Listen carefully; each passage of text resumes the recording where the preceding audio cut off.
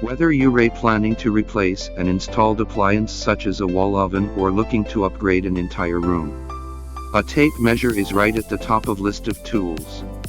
Pick up an easy locking 3/4 inch wide model to start.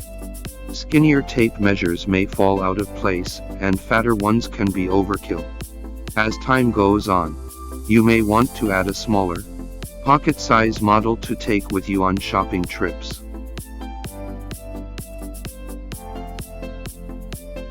Find a hammer that has a comfortable grip. Vibration dampening coatings on the grip can also come in handy, since you'll probably utilize your hammer for the occasional demolition in addition to pounding nails. Choose a model with a straight or rip claw in lieu of a curved claw. Make sure the head of the hammer is smooth, as opposed to dimpled or checkered, to avoid surface damage and nail slippage.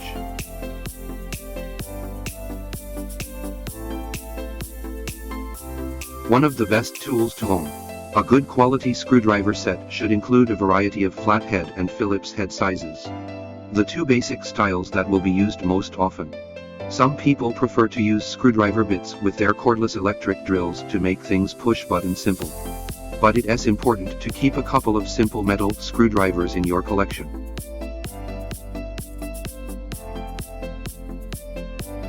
Pliers are essential for holding tiny objects firmly when you need to manipulate them.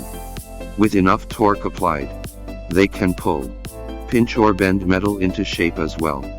Make sure you get a good set including long nose pliers, combination pliers and locking pliers to cover your needs.